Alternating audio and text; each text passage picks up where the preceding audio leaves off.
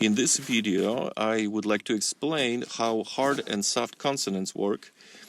This video is mainly made for the missionaries of the Church of Jesus Christ of Latter-day Saints, so I'll give some examples from the Book of Mormon, but of course anybody who wants to learn something about Polish is welcome to watch it. So as you know, there are hard and soft consonants in Polish. The reason why it is helpful to know this is because sometimes you have to change a hard consonant to soft, and it is also good to know which consonant is hard and which one is soft, because depending on it, you put the right ending in a specific case. Don't worry about it now. Let's learn about hard and soft consonants. These are hard consonants. T, D, S, Z, N, W. They are hard. This is just the way I think. They are hard because they are not soft. They just sound hard. They don't end with an I. They don't have a kreska above, so they don't sound soft. So maybe the best way to explain what a hard consonant is by explaining what a soft one is, and whatever is not soft is hard.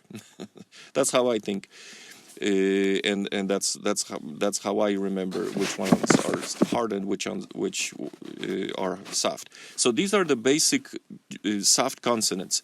They basically, the way you pronounce them is your tongue, or the back of your tongue, almost touches the roof of your mouth. So instead of ts, you say chi. You know, it sounds. I want to say feminine. You know, it sounds like a child. So chi, ji, shi, ji, ni. Is a little bit different. You know, it doesn't have a kreska above. But these are the basic soft consonants. There are also consonants that are called historically soft. As you know, languages change. You know, when the people of Mosiah encountered the people of Zarahemla, and as you know, both of the groups left Jerusalem about 600 BC. The people of Zarahemla spoke a different language. I don't know how they communicated with each other, but the people of Zarahemla asked Mosiah and his people to teach them the correct language, because the people of Mosiah had the record, so they preserved the language. My guess is their pronunciation was probably different than from the time when their ancestors left Jerusalem. But you know, if I went back in time and to have a conversation with my ancestor from 300 or 500 years ago, I would probably have really hard time understanding him.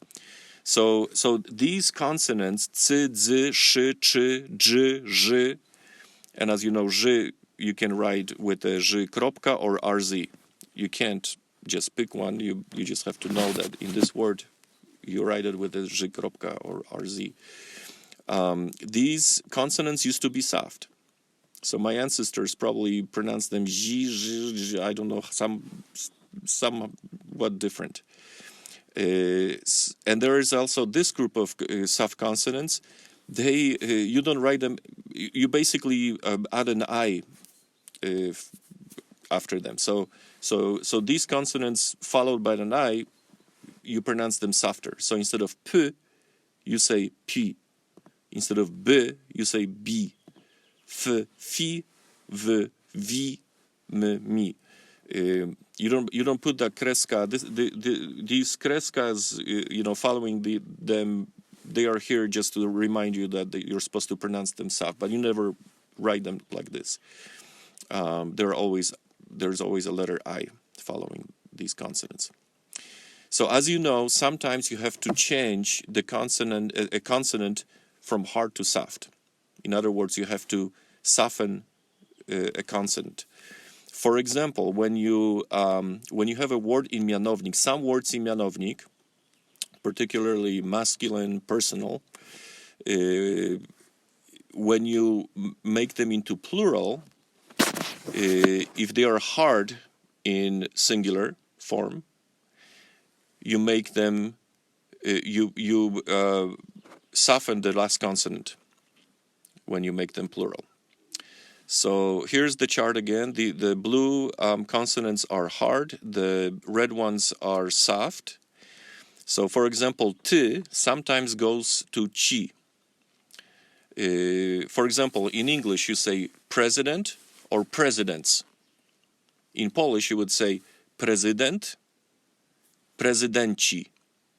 See before, so ty goes to chi. President, prezydenci. Or the word for a tourist, one tourist or a group of tourists. In English you just add an S. But in Polish you say turysta, turyści. See, the last consonant of the word turysta is ty in singular. In plural, you change it to ci. So you pronounce it turyści. Okay. The consonant d, the hard consonant d, sometimes you soften it and you pronounce it g. For example, sąsiad. Sąsiad is a neighbor, like the guy who lives next door. Sąsiad, sąsiedzi. A neighbor, neighbors.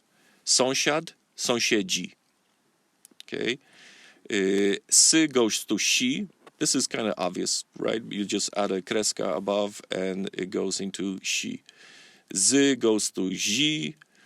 Ny goes to ni. These last three are pretty obvious and easy to remember. For example, Amerykanin, Amerykanie. I don't know if this is the best example because Amerykanin kind of is soft already, but the next one is wy goes to ly. I know both wy and ly kind of sound soft, but that's wy is in the hard category for us. So diabeł, diabli. A devil, devils. Diabeł, diabli. Okay. R changes to ży, and you always write it with RZ, not the ży kropka. So, for example, the word doctor, doctors, doktor, doktorzy. Okay. K goes to cy. For example, in the word prorok, if you're talking about many prophets, you say prorocy. Prorocy z Księgi Mormona. Another example is Polak, a Pol, Polish person. A Pol, Poles. Polak, Polacy. Okay, and you have other consonants. The hard consonant g changes to z, ch changes to sz, p changes to p. For example, a bishop, bishops. Biskup, biskupi. Okay, b changes to b, f to fi, v to vi, my to me. Thank you very much.